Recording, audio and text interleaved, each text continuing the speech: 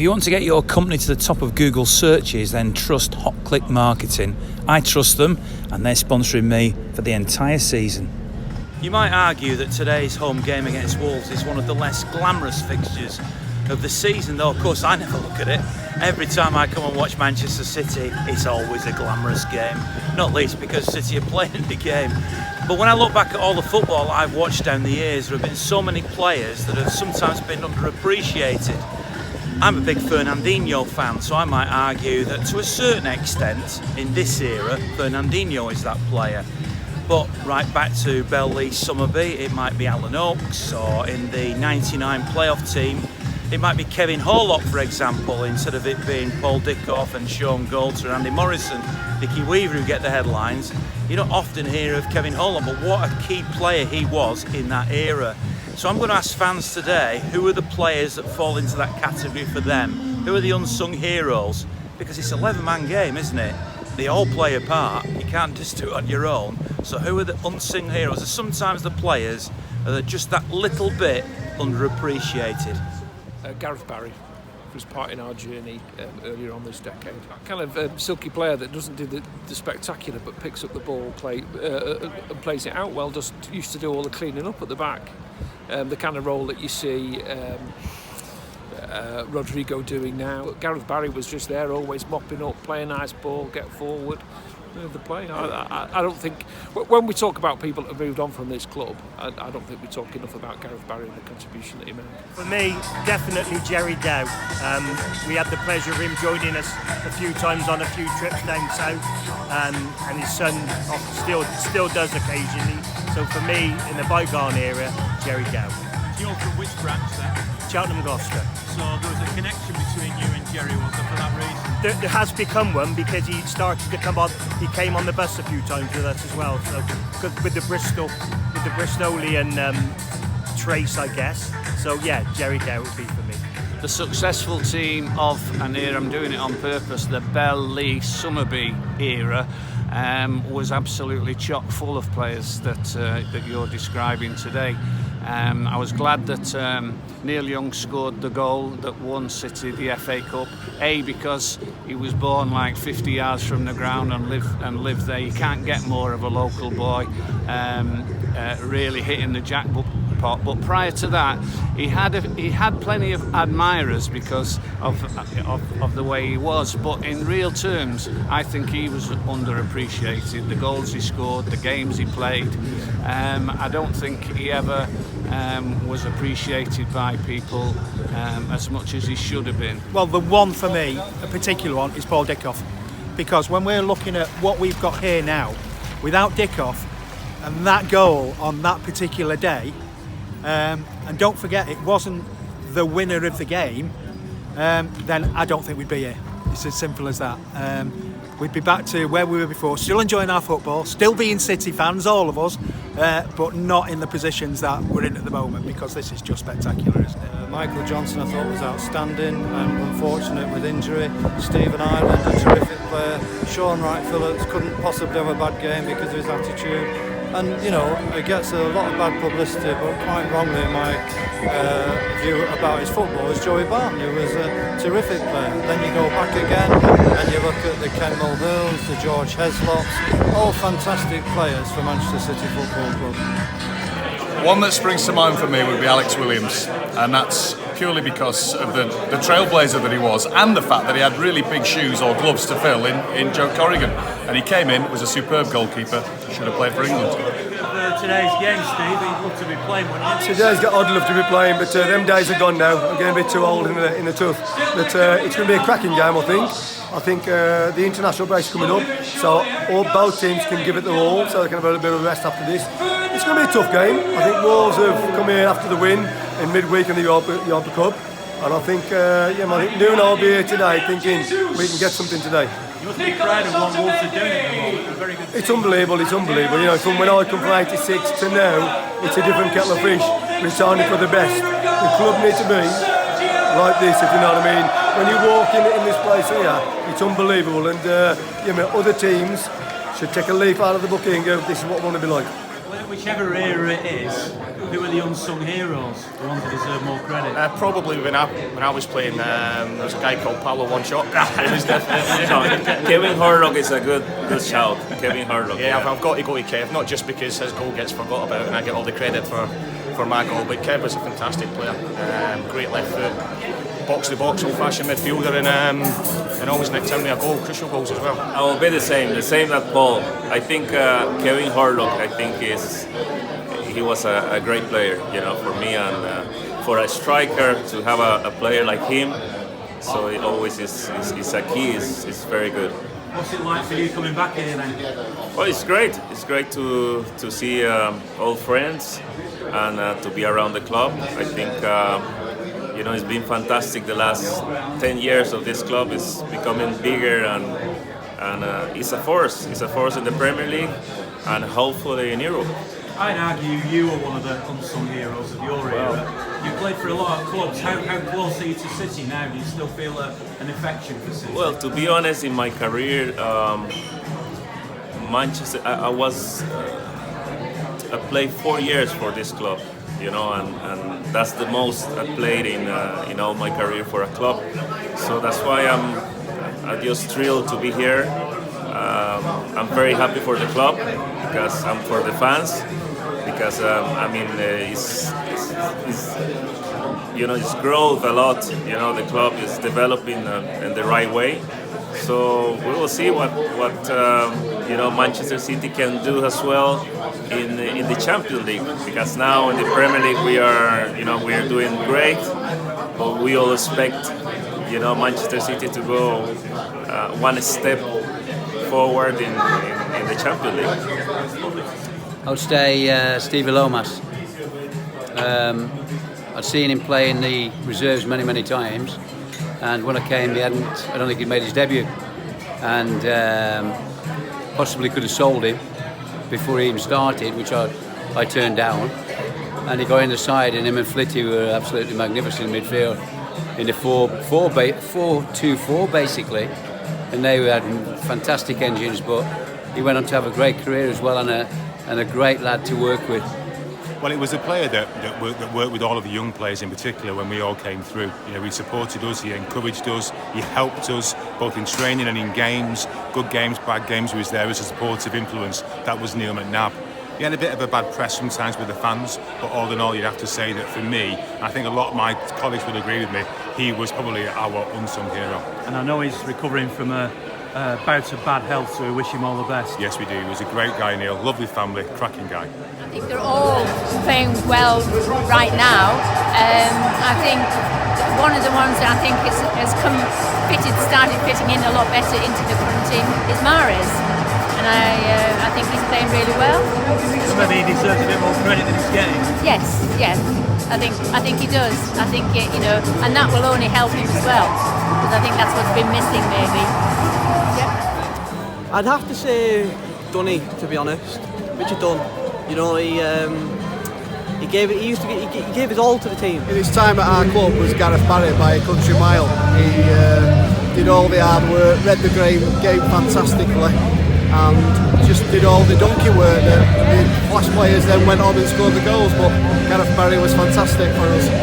It should be a good one. I mean, I'm expecting it'll be quite tight.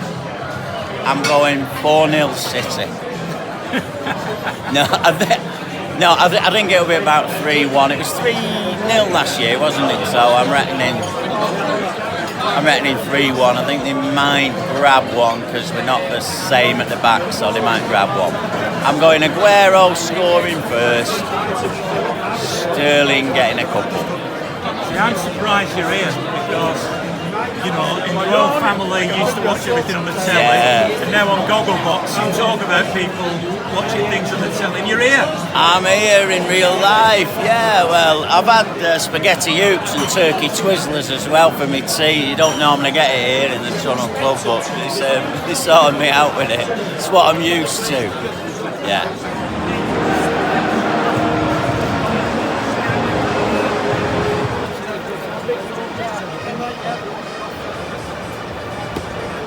Nil-nil's not the best score. It was really frustrating trying to break them down, They got close to our net quite a lot, which wasn't the best, but our defending was really good. I think Fernandinho played really well. Rodrigo and Cancelo, they're doing really well considering it's like they're brand new and they're like not in Premier League teams yet.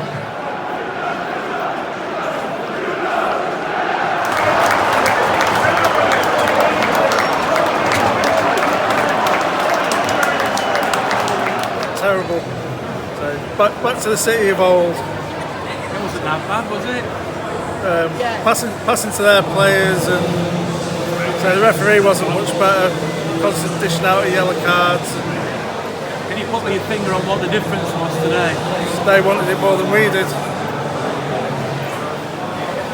So You look a bit dumbfounded. Didn't expect that when you came today, did you?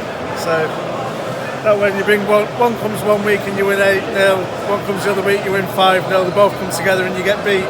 So moral of that story is leave them at home. Well, disappointing, disappointing, but I think we're up against a good side.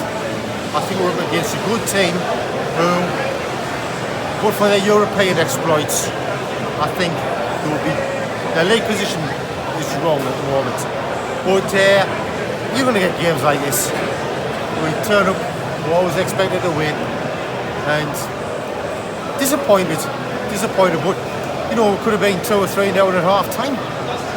We had about 3 one-on-ones in the first half. But onwards and upwards, Crystal Palace. And it's only early in the season, so it is. Not terminal, is it? No, and it's same after the Norwich game. I was at the Norwich game and I felt a similar feeling after the Norwich game. It's early in the season and we've got time. And Kevin De Bruyne, I think you don't get it.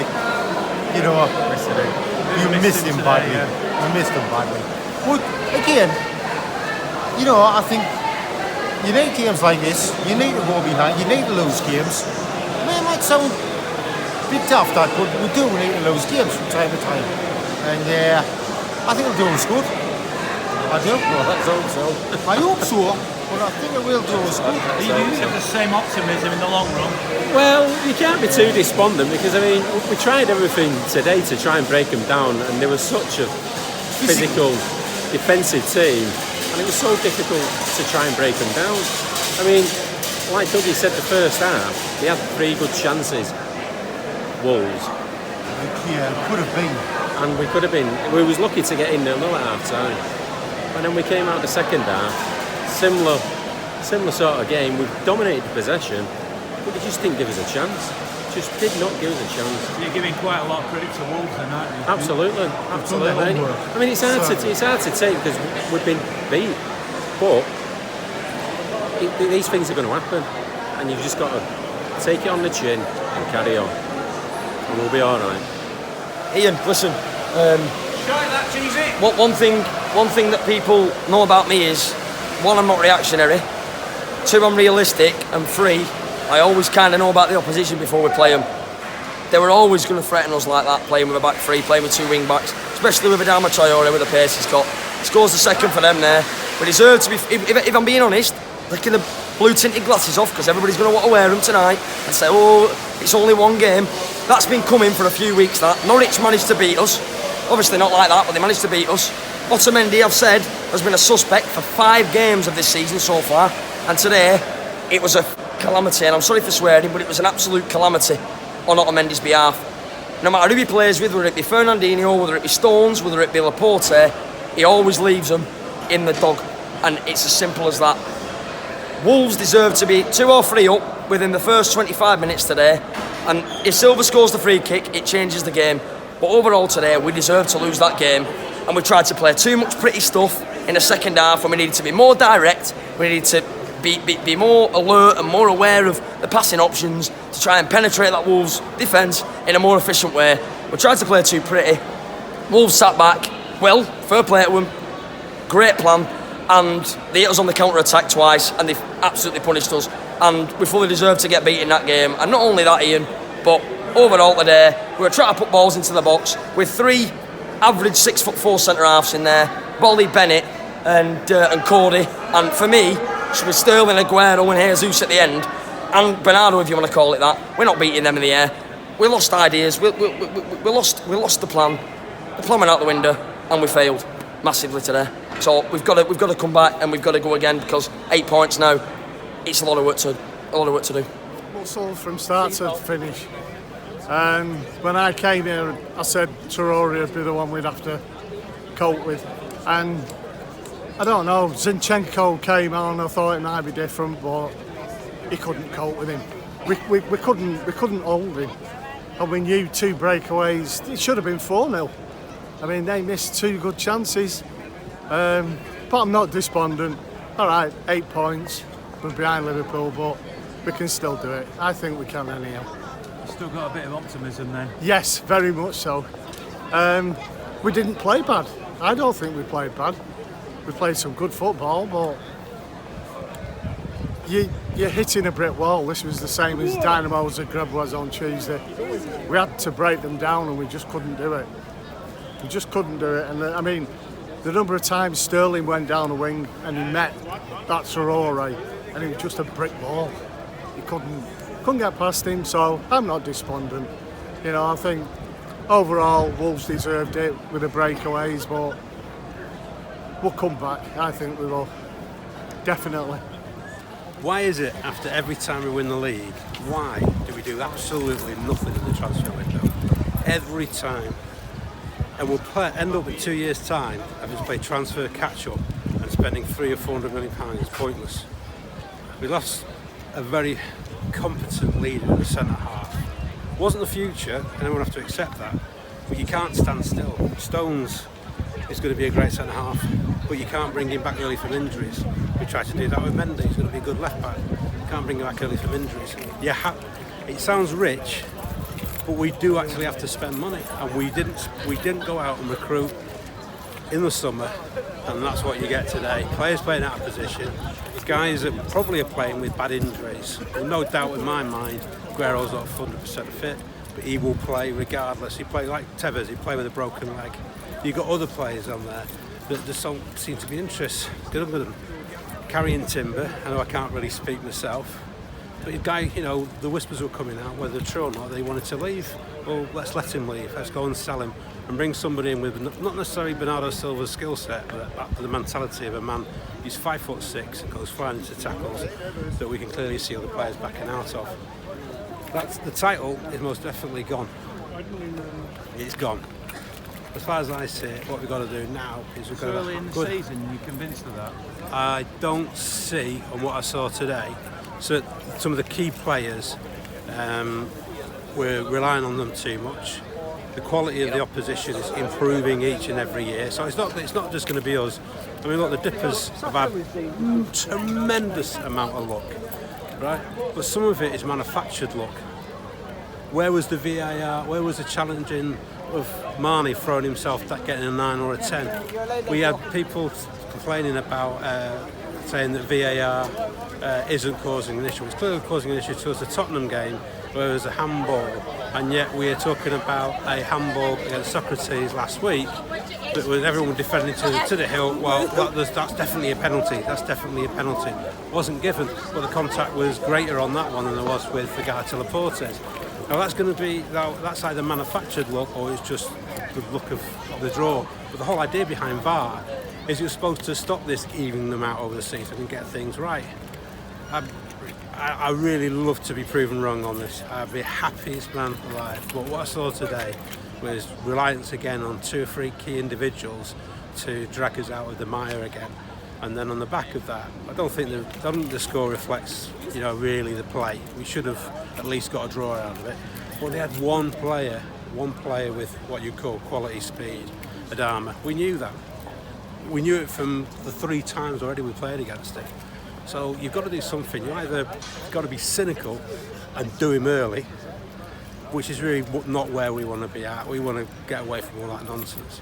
Or you've got to have your midfield covering for your fullbacks. It's on flipping FIFA 2019. where do you put your defensive midfield player? He covers up one of the fullbacks.